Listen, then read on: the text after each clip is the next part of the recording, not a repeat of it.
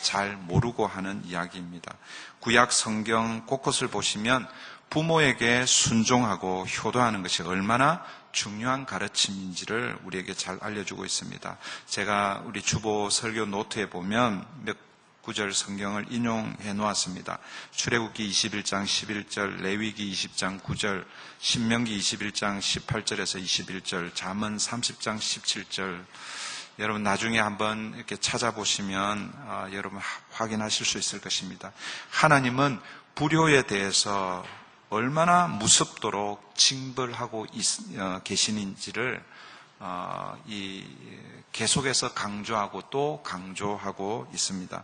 신약 성경에서도 마찬가지입니다. 로마서 1장 30절에 보면 불효를 대표적인 이방인의 악행으로, 죄악으로 그렇게 언급하고 있고, 디모데후서 3장 2절은 말세의 징조 중 하나가 부모를 거역하는 것이라고 이렇게 말씀하고 있습니다. 말세에 이 죄악들이 많이 현상들이 나타나게 되는데 그 중에 자녀가 부모를 거역하는 거예요. 부모를 공경해야 되는데 공경하는 것 대신에 부모를 공격하는 거예요. 물론 우리 교회 안에 또 여러분 가정에는 그런 일이 없겠지만 세상의 미디어, 뉴스 미디어를 통해서 여러분 듣는 소식들을 한번 보십시오. 이 자녀가 부모를 공격하는 그런 이야기들이 얼마나 많은지 모릅니다. 그러나 여러분 기억하십시오. 성경은 처음부터 끝까지 부모를 사랑하고 부모를 존경하고 순종할 것을 가르치고 있습니다. 누가복음 2장 51절에 보면 심지어 예수님께서도 12살쯤 되었을 때, 사실 이 12살, 오늘 우리로 보면 12살은 아직 어린 아이지만 여러분 유대인 전통에서는 12살은 성인이 되는 나이입니다. 그런데 그때의 그 나이 때에 예수님께서 부모님과 함께 예루살렘 성전에 가시잖아요. 유월절 절기를 지키시기 위해서 성전에 가시는데 그 스토리를 여러분 잘 아실 것입니다. 부모는 예수가 따라오는 줄 알았는데 예수님은 성전에 머물러서 거기 랍비들과 성경 교사들과 하나님의 말씀에 대해서 토론하고 있었습니다. 뒤늦게 그 사실을 알고 이 부모 마리아와 요셉이 예루살렘 성전에서 예수님을 결국 찾습니다. 그리고 나사렛으로 돌아오게 되죠. 그 나사렛으로 돌아온 이후, 사실은 그 이후에 예수님의 생애는 스킵이 됩니다. 12살까지의 예수님의 모습이 소개가 되고 30살 때까지 예수님의 모습이 소개되고 있지 않습니다. 그런데 그 12살 그쯤에 예수님이 어떤 표현을 하고 있냐면 그 나사렛에서 돌아온 이후에 부모님께 순종하여 받드시더라라고 이렇게 표현하고 있습니다. 비록 예수님은 하나님의 아들이셨습니다. 예수님은 이 땅에 오신 목적이 하나님의 뜻을 이루는 것이었습니다. 그럼에도 불구하고 예수님은 육신의 부모인 마리아와 요셉에게 순종하고 받드셨다라고 그렇게 말씀하고 있습니다. 그리고 30세까지 예수님의 행적이 드러나지 않습니다. 저는 그 30세까지도 이런 마음을 계속해서 유지하셨을 거라고 믿습니다. 공생의 사역을 시작하시기 전까지 예수님은 부모에게 순종하고 그리고 받들고 공경했을 것입니다. 우리는 신구약 성경 전체를 통해서 부모를 공경하는 것은 성경의 중요한 가르침이라는 것을 알 수가 있습니다. 저는 오늘 부모 공경과 관련해서 두 가지를 함께 나누려고 합니다. 첫 번째는 왜 부모를 공경해야 하는가? 왜에 대한 질문이고, 두 번째는 그러면 어떻게 부모님께 순종하고 공경해야 하는가? 어떻게? 삶의 실천의 문제라고 할 수 있겠죠? 먼저 첫 번째, 왜 우리는 부모님을 공경해야 합니까? 오늘 본문 말씀 속에 몇 가지를 확인할 수 있는데, 첫 번째는요, 부모 공경하는 것이 자연 질서를 따르는 당연한 일이기 때문에 그렇습니다. 여러분 1절을 한번 보십시오. 우리 1절을 다 같이 한번 읽어볼까요? 다 같이 읽습니다. 시작. 자녀들아 주 안에서 너희 부모를 순종하라. 이것이 옳으니라. 부모를 순종하는 것, 이것을 옳은 일이라고 이렇게 표현하고 있습니다. 이 말 뜻은 부모 공경에는 이유가 없다라는 것입니다. 여러분, 부모님이 나에게 잘 해주어서 부모님을 공경하고 어떤 컨디션을 가지고 했기 때문에 그게 아니라는 거예요. 하나님께서 인간 본성에 새겨주신 자연 법칙입니다. 이 세상 우주에는 자연 법칙이 있잖아요. 예를 들면 지금 이제 봄이 지나고 여름 초입에 이제 들어서고 있습니다. 이제 한낮에는 여름과 같은 그런 날씨를 우리가 경험하게 되죠. 여러분 보세요. 봄이 지나면 여름이 찾아오는 것, 그게 자연 법칙인 거예요.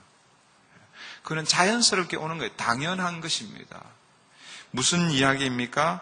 하나님께서 우리에게 이 자연 법칙을 우리 인간에게도 심어주셨다라는 거예요. 양심의 법이라고 할 수 있겠죠. 그래서 사실은 동서고금을 막론하고 어떤 문화권, 어떤 종교, 어떤 철학에서도 여러분 효도를 강조하지 않는 문화, 종교, 철학이 없습니다. 기독교를 포함하여 모든 문화와 종교, 심지어는 이런 표현을 써서 좀 죄송하지만 이 서구 사회가 미개 사회라고 생각하는 그런 곳에도 가보면 부모를 존경하는 이 효가 있음을 우리가 알 수 있습니다. 여러분, 누구든지 부모 없이 세상에 태어난 사람은 한 사람도 없습니다. 자식이 없는 부모는 있을 수 있지만 여러분, 자식 입장에서 부모 없는 자식은 없습니다. 여러분, 우리는 다 부모를 통해서 이 땅에 왔다라는 사실을 여러분 기억하시기를 바랍니다. 그러므로 자기를 낳아준 부모를 순종하고 공경하는 것은 선택의 문제가 아니라 이 자연 법칙과 같이 당연한 도리라는 것입니다. 두 번째로 부모를 순종하고 공경해야 하는 이유는 그리스도인으로서 이것이 주님을 기쁘시게 하는 일이기 때문에 그렇습니다. 첫 번째는 그리스도인, 비그리스도인 상관없이 자연 법칙, 당연한 이치이기 때문에 하는 것이고, 그 다음에 또 한 가지 이유는 적어도 우리가 그리스도인이라고 하면 부모 공경은 하나님을 기쁘시게 하는 일이라는 것입니다. 그래서 하나님을 기쁘시게 하는 일이기 때문에 부모를 공경해야 하는 것입니다.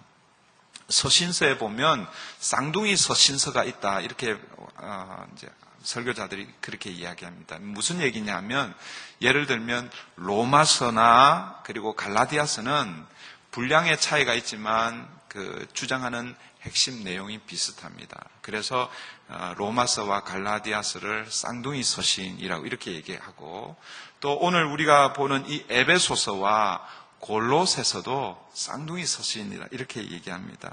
이 에베소서를 읽다가 좀 모르는 내용이나 아니면 비슷한 내용을 이렇게 비교해 보면 좀 더 뜻이 분명해지기도 하고 또 다르게 또 표현되기도 합니다.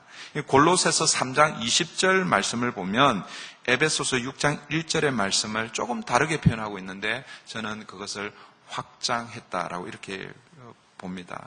골로새서 3장 20절 제가 읽어드릴게요. 자녀들아, 모든 일에 부모에게 순종하라. 이는 주 안에서 기쁘게 하는 것이니라.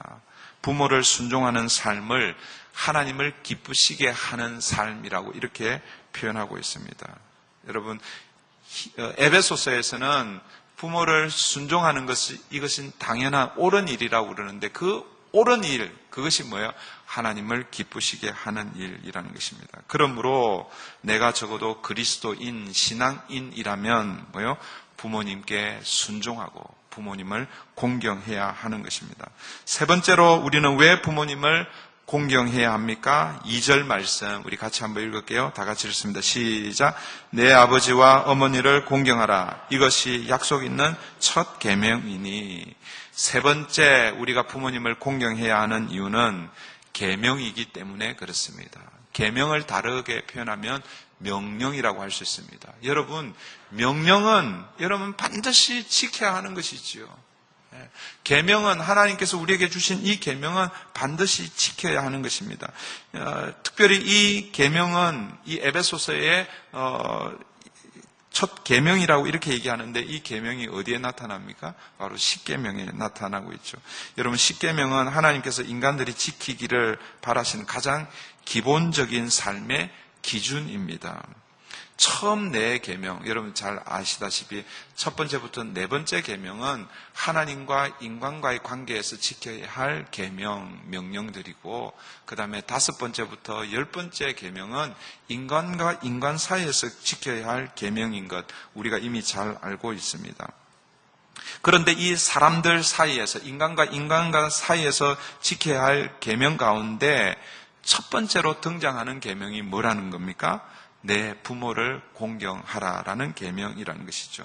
여러분, 계명 하나하나가 모두 다 우리를 향한 하나님의 뜻을 나타내고 있습니다. 이 다섯 번째 계명, 내 부모를 공경하라는 이 계명은 인간 사이에서 우리가 지켜야 할 하나님의 뜻 가운데서 가장 중요한 계명이고 명령이라는 그런 의미입니다. 하나님의 명령이므로 여러분, 선택의 여지가 없는 것입니다. 여러분의 부모님이 인격이 좋으시고, 혹은 여러분들의 부모님이 여러분들이 지금까지 여러분들에게 잘 대해주셔서, 그래서 부모님을 공경하고, 나를 왜 이렇게 만드셨어요? 우리 집안은 왜 이래요? 그래서 부모를 공경하지 않고, 그런 게 아니라는 것입니다. 계명이기 때문에, 명령이기 때문에 선택의 여지 없이 우리가 지켜야 한다라는 것입니다.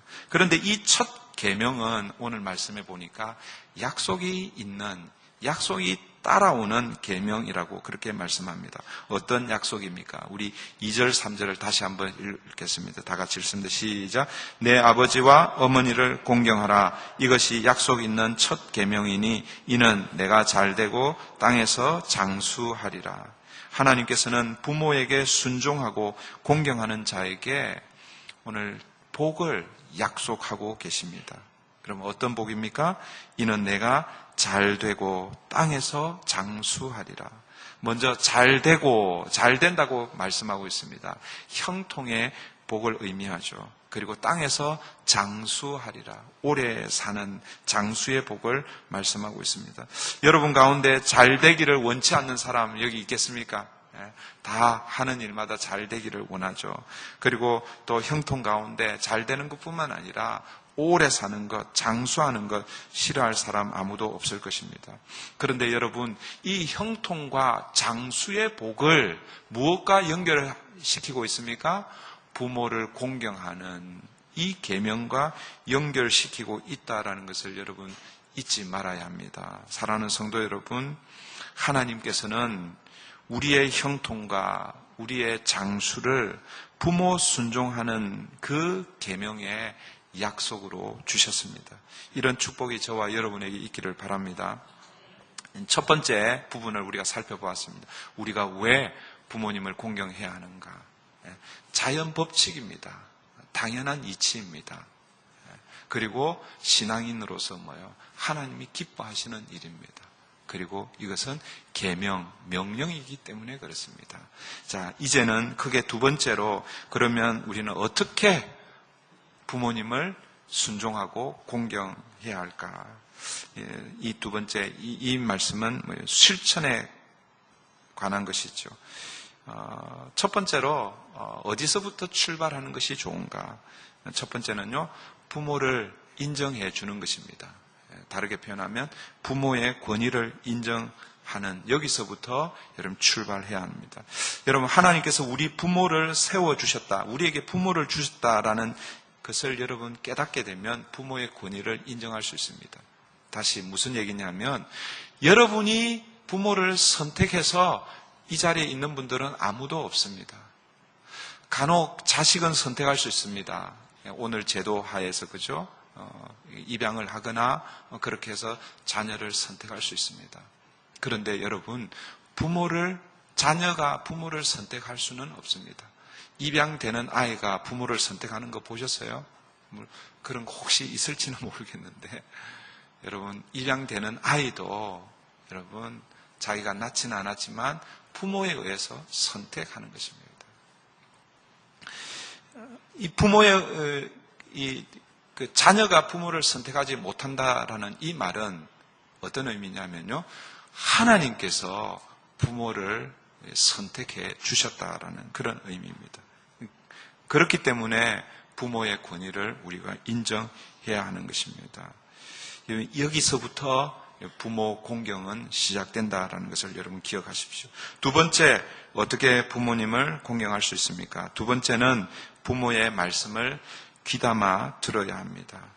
여러분, 순종하고 공경하는 것은 부모의 권위를 인정하는 여기서부터 시작이 되는데, 그 부모의 권위 아래에서 자식된 도리는 부모의 말씀을 귀담아 듣는 것입니다.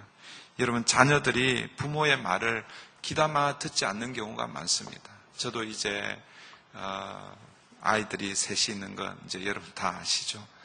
그 셋도 다 첫째도 아들이고 둘째도 아들이고 셋째도 아들이고 이 아이들 첫째는 이미 이제 사춘기를 통과했고 두 번째 아들은 이제 사춘기를 한참 통과하고 있습니다. 이제 막내는 뭐 마냥 그냥 하여튼 지가 최고인 세상을 살고 있습니다. 여러분, 자녀의 입장에서 이 부모의 말씀을 귀담아 듣는 거 참 쉽지가 않습니다. 특별히 사춘기를 통과하는 아이들은요, 그 듣기 싫 오히려 더 반항하고 그렇게 하는 것이죠. 언제 부모의 말씀에 여러분 귀담아 듣습니까? 철이 들면 부모의 말씀 귀담아 듣는 거예요. 그런데 제가 경험해 보니까 철이 드니까 시간이 좀 늦어요. 철이 드니까. 지금 제가 철이 들어 있는데 보니까 저희 아버지는 계시지 않아요. 제가 철이 들어 있는데 저희 어머니 연세가 너무 많으세요. 지금 저희 어머니 90이 가까이 되셨는데 30년생이면 한국 나이로 90이죠. 그죠? 지금 저희 어머니가 저한테 하시는 말씀이 있다고 합시다. 근데 제가 그 말씀에 귀담아 듣고 순종한다는 거, 그게 저희 어머니에게는 별 의미가 없는 것이지요. 무슨 얘기인지 이해가 되시나요? 이해가 되면 좋겠습니다. 부모님이 말씀하실 그때에 우리가 귀담아 들어야 하는 것입니다. 부모님의 말씀에 내가 동의하느냐 혹은 동의하지 않느냐, 이것은 차후의 문제이고 우선은 먼저 여러분 잘 들어야 하는 것입니다. 여러분, 잘 듣는 것, 여기서부터 시작이 되는 거예요. 말씀도 여러분 잘 들어야 되는 거예요. 똑같이 말씀을 듣는데 어떤 사람은 똑같이 들었는데 이상하게 듣는 사람이 있습니다. 제가 강단에서 여러분들 개인적인 어떤 상황, 어떤 그 컨디션, 이런 조건들을 가지고 제가 말씀하시는 게 아닌데, 어떤 분들은 그 말씀을 들으면서 목사가 나에게 하는 어떤 의도를 가지고 한다, 이렇게 듣는 분들 혹 죄송합니다. 그를 의도로 하는 게 아닙니다. 그런데 여러분 잘 들어야 합니다. 부모님의 말씀이 이해가 되지 않을 때가 있죠. 저도 여러분 대학을 다니고 이럴 때에 제가 1년에 한 2번 정도 이렇게 이제 집에 내려가잖아요. 그래서 저희 아버님이 약주를 좋아하셨거든요. 제가 내려가면 꼭 약주를 드시고 얘기를 합니다. 아시죠? 했던 얘기 또 하고 또 하고. 지금 생각해 보면 어떤 마음으로 하셨겠어요? 잔소리로 하신 것이 아니라 저 잘되게 하기 위해서 하신 것이죠. 철이 드니까 그게 이해가 되는 거예요. 그런데 철이 들지 않을 때는 그게 잘 안 들리는 거예요. 근데 철이 들고 나서는 뭐예요? 아버님이 옆에 계시지 않는 거예요. 사랑하는 성도 여러분, 여러분에게 이해가 되지 않고 또 좀 잘 거슬리거나 불합리하게 그렇게 들려도 여러분 부모님의 말씀을 귀담아 잘 들으시기를 바랍니다. 그 다음 세 번째는요, 그 부모님의 말씀을 따라 순종해야 합니다. 귀담아 들은 그 말씀을 순종하는 것이죠. 그러나 여러분 기억하실 것은 순종해야 하지만 그러나 맹목적인 순종 혹은 맹목적인 그 복종은 아닙니다. 특별히 우리 그리스도인에게 있어서는요. 만약 부모에 대한 순종이 하나님께 대한 불순종이 될 경우에는 더 높은 권위 아래 순종해야 하는 것입니다. 사도행전 4장에 보면 사도들이 예수 그리스도 복음의 도를 전하다가 잡히게 됩니다. 관원들이 사도들에게 더 이상 예수 그리스도의 도를 전하지 못하도록 그렇게 말하죠. 그런데 그때 사도들이 뭐라고 대답합니까? 하나님 앞에서 너희 말을 듣는 것이 하나님 말씀 듣는 것보다 옳은가 판단하라. 그렇게 말씀합니다. 부모가 도무지 자녀로서 순종할 수 없는 일을 시키는 경우가 많지는 않지만 그런 경우가 있을 수 있습니다. 여러분, 그럴 경우에는 그 부모의 요구를 여러분 거절할 수가 있어야 합니다. 특별히 불신 가정에서 내가 예수를 믿고 신앙생활을 할 때 그럴 때에 어려움들이 참 많을 수 있죠. 그럼에도 불구하고 부모께 순종하고 공경해야 합니다. 그러나 신앙을 지키는 일에 있어서 부모가 어려운 명령을 할 때는 거절할 수 있어야 합니다. 그런데 거절할 때에 우리는 그 거절을 좀 잘 배우지를 못해가지고 그 거절을 뭐예요? 반항으로 혹은 이 대항으로 이렇게 거절하는 경우가 많이 있죠. 그렇게 거절할 때에 부모의 인격을 무시해서는 안 되는 것입니다. 부당한 말씀을 하시는 그 부모님의 그 말씀을 거절하지만 그러나 그 부모님의 마음, 그 인격, 공경의 마음을 가지고 거절할 수 있어야 합니다. 이 부모님께 공경하는 마음을 잃지 않고 거절하는 것 참 쉬운 일이 아니겠죠. 그렇지만 참된 순종은 그런 마음을 함께 가지고 해야 하는 것입니다. 네 번째, 어떻게 부모님을 순종하고 공경할 것인가? 첫 번째, 세 번째, 첫 번째부터 세 번째는 부모님께 순종하고 공경하는 것이 어떻게 보면 태도의 문제라고 할 수 있습니다. 그런데 이 네 번째는 좀 더 실제적인, 실천적인 그런 모습이라고 할 수 있겠습니다. 그 네 번째가 무엇이겠습니까? 부모님의 필요를 채워드리는 것입니다. 신앙이 좋다고 자부하는 바리새인들과 서기관들의 위선을 주님께서 지적하셨습니다. 겉으로는 부모를 잘 공경하는 것처럼 행동했지만 그 마음은 부모에게서 멀었던 그 위선을 예수님께서 폭로하셨습니다. 왜냐하면 그들 가운데 많은 사람들이 부모의 그 필요, 이 특별히 경제적인 필요를 보살펴 드리지 않았기 때문에 그런 것이죠. 유대인들에게 있어서 그 당시 예수님 시대에 부모에게 드려야 할 부분이 분명히 있습니다. 자식된 도리로서 부모에게 경제적인 필요를 채워드리고 그렇게 해야 되죠. 그런데 부모에게 하나님께 그것을 바치겠다라고 이렇게 선언만 하면 부모에게 해야 됨에도 불구하고 부모에게 하지 않아도 되는 관습이 있었습니다. 그것이 뭐냐면 고르반이라는 제도입니다. 이 고르반이라는 것은 하나님께 드렸다라는 그런 의미입니다. 여러분 집에 부모를 섬겨야 하는데 이 나쁜 자식이죠. 못된 거죠. 부모님을 잘 공경해야 되는데 그런 마음이 없는 거예요. 그래서 충분히 경제적인 여유가 있음에도 불구하고 그것을 내가 하나님께 바쳤습니다. 이렇게 공언함으로 자기가 가지고 있는 것을 부모님께 이렇게 나누어 드리지 못하는 그런 것입니다. 그러나 여러분, 부모의 경제적 필요에 대해서 자녀로서 책임을 다할 것을 성경은 매우 강조하고 있습니다. 디모데전서 5장 8절입니다. 누구든지 자기 친족, 특히 자기 가족을 돌아보지 아니하면 믿음을 배반한 자요, 불신자보다 더 악한 자니라. 여러분, 자기 친족, 특별히 자기 가족이라고 이렇게 표현하고 있습니다. 자기 가족은 형제가 될 수도 있겠죠. 근데 오늘 우리 본문, 그러니까 오늘 말씀에 비춰 보면 부모라고 할 수 있습니다. 자기 부모의 그 필요를 채워주지 않으면 믿음을 배반한 자라고 이렇게 말씀하고 있고, 불신자보다도 더 악한 자라고 이렇게 말씀하고 있습니다. 우리는 이 말씀을 비추어서 우리가 얼마나 신실하게 우리의 부모의 필요를 채워드리고 있는지를 돌아보아야 하는 것입니다.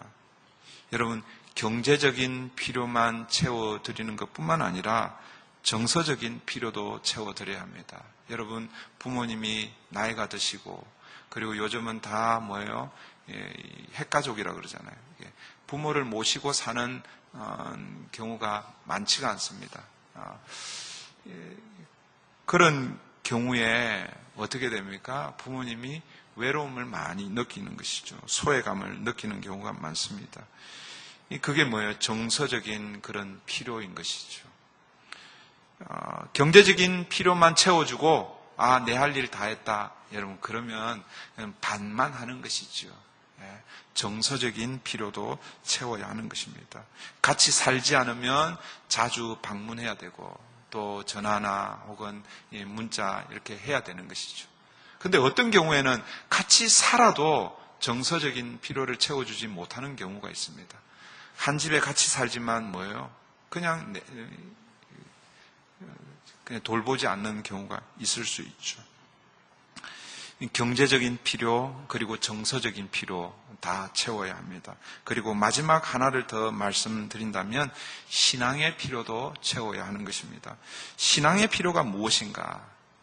무엇이겠습니까? 부모님들 중에서 아직 예수님을 알지 못한 분, 하나님을 알지 못하는 부모님이 계시다면 여러분 무엇보다도 우선순위로 부모님에게 예수 그리스도를 소개해야 하는 것입니다. 물론 부모를 전도하는 거 쉬운 일이 아닙니다. 그러나 우리가 정말 부모님을 공경한다면 부모님이 예수 그리스도를 통해서 구원받을 수 있도록 우리가 소원하고 기도하고 그렇게 해야 하는 것입니다. 여러분, 그럴 때에 하나님께서 놀라운 지혜로 부모님의 마음을 열어주실 것입니다. 이제 말씀을 정리합니다. 왜 부모님을 섬겨야 합니까? 공경해야 합니까? 왜 문제를 먼저 제가 말씀드렸습니다. 첫 번째는 뭐예요? 자연 법칙이기 때문에 그렇습니다. 여러분, 내가 사람이라면 당연히 해야 되는 것입니다. 봄이 오면 여름이 오듯이 내가 자녀이면 부모를 섬기는 것 당연한 일이라고 그렇게 말씀드렸습니다. 두 번째는 신앙인이기 때문에 뭐예요? 부모를 공경하는 것 하나님을 기쁘시게 하는 일이라고 말씀드렸습니다. 여러분, 우리는 하나님을 기쁘시게 해야 합니다. 하나님을 기쁘시게 하기 위해서 부모를 공경해야 하는 것입니다.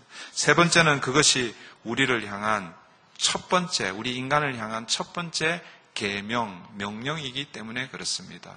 여러분, 군대에서는 명령이 주어지면 그것을 해야 되는 것이죠. 안 하게 되면 어떻게 됩니까? 그에 대한 응당한 대가를 지불해야 하는 것입니다. 명령, 계명, 명령은 무엇이 전제가 되어 있습니까? 순종의 전제가 되어 있는 것입니다. 그러면 어떻게 부모님을 섬겨야 합니까? 먼저는 부모의 권위를 인정하는, 여기서부터 시작하십시오. 그 다음에 뭐예요? 그 부모의 권위를 인정한다는 것은 부모의 권위 아래에 가는 거예요. 그래서 부모의 말씀에 귀담아 듣는 거예요. 흘려 듣는 게 아니라 귀담아 들어야 합니다. 그리고 그 귀담아 들은 말씀을 순종하는 것입니다. 그리고 마지막 부모님의 필요를 채워드리는 것입니다. 부모님의 필요는 경제적인 필요가 있고 정서적인 필요가 있지만 무엇보다도 신앙적인 필요가 있습니다. 한 이야기를 들려드리고 말씀을 마치려고 합니다. 한 어머니에게 세 아들이 있었습니다. 저희 집 얘기하는 거 아니에요. 그 세 아들을 훌륭하게 이 어머니가 키웠습니다. 세월이 많이 지났습니다. 어머니가 눈이 잘 보이지 않고 이제 귀도 잘 들리지 않을 만큼 나이가 되었습니다. 이 어머니의 헌신적인 사랑으로 성장한 이 세 아들이 재미삼아 이런 이야기를 했습니다. 우리 중에 누가 더 어머니를 잘 공경하는지 한번 내기를 해보자. 그렇게 해서 내기를 했습니다. 큰 아들이 큰 집을 어머니께 선물을 했습니다. 방이 여러 개 있는 큰 집 선물을 했고, 둘째 아들은 어머니에게 아주 고급 승용차, 얼마나 비싸면 고급 승용차인가요? 한 10만 불? 10만 불 되는 고급 승용차를 선물을 했습니다. 그리고 마지막 셋째 아들은 이 앵무새 한 마리를 선물을 했습니다. 그런데 이 앵무새는요, 아주 특별한 재주가 있습니다. 훈련을 아주 잘 시켜서 성경을 다 암송하는 거예요. 그래서 시편 1편 그러면 이게 시편 1편을 줄줄줄줄 이렇게 외우는 그런 앵무새였습니다. 여러분께서 만약에 그 어머니라면 누구 선물이 가장 마음에 들겠습니까? 저는 큰아들 새 아들이 어머니에게 와서 누구 선물이 제일 마음에 드십니까? 이렇게 물었습니다. 어머니가 아들들에게 아들들의 선물을 평가합니다. 큰아들아, 네 선물은 참 고맙기는 한데 내 혼자 살기에는 너무 집이 크다. 그래서 이 집 나 선물 안 받을란다. 그렇게 얘기했고, 둘째 아들에게도 네가 준 이 자동차 보니까 너무 화려하고 좋은데 나는 이제 눈도 잘 안 보이고 운전도 못하니까 이거 필요 없다. 그런데 세 번째 아들 막내에게 이렇게 얘기합니다. 막내야, 나는 네 선물이 가장 마음에 든다.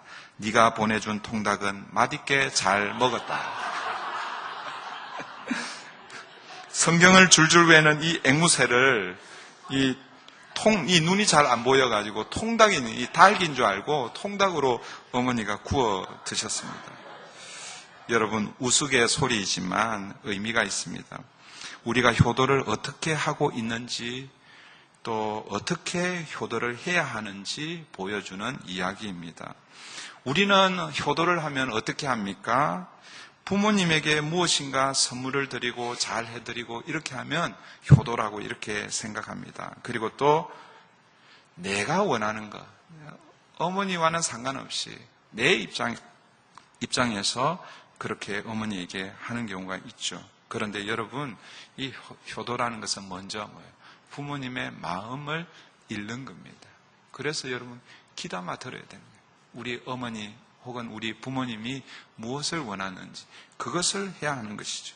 오늘 이 이야기의 이 늙으신 부모님은요, 어머니는 그 아들과 식사 함께 하는 것, 이것이 이 어머니의 마음인 것이죠. 그것으로 이 어머니는 행복해 한다라는 것입니다. 엄마는 그래도 되는 줄 알았습니다 라는 시가 있습니다. 이 시를 읽어드리고 오늘 말씀을 마치려고 합니다. 제가 안 울려고 여러 번 읽었는데 읽을 때마다 눈물이 나오더라고요. 지금은 안 울었으면 좋겠는데. 시 제목이 이렇습니다. 엄마는 그래도 되는 줄 알았습니다.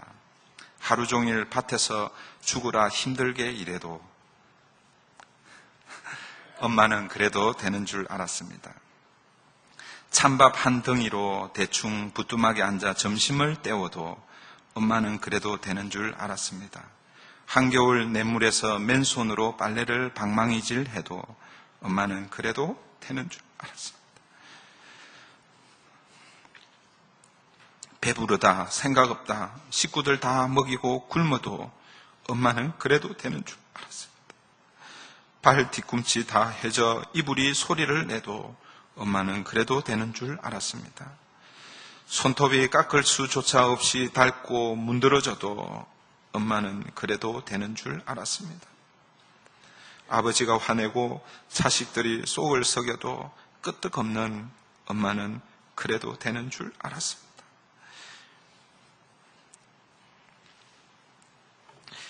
외할머니 보고 싶다, 외할머니 보고 싶다, 그것이 그냥 넋두리인 줄만 한밤중 자다 깨어 방구석에서 한없이 소리 죽여 울던 엄마를 본 후론 엄마는 그러면 안 되는 것이었습니다. 사랑하는 성도 여러분, 말씀 중간에도 말씀드렸지만 우리가 이 땅에 있는 것은 저절로 된 것이 아니죠. 부모로부터 우리가 이 땅에 오게 된 것입니다. 이 어버이 주일에 부모님을 생각하는 것뿐만 아니라 우리 앞으로의 삶 가운데서도 우리에게 아낌없이 베풀어 주신 그 부모님의 사랑을 기억하고, 혹시 이 중에는 이미 세상을 떠나셔서 부모님 곁에 없는 경우도 계시지만, 그러나 그 부모님의 연령층에 계신 분들을 존경하고 사랑하고, 그렇게 해서 하나님이 원하시는 아름다운 가정 그렇게 일구 가기를 바랍니다. 이 시간 우리 함께 579장 오늘 찬송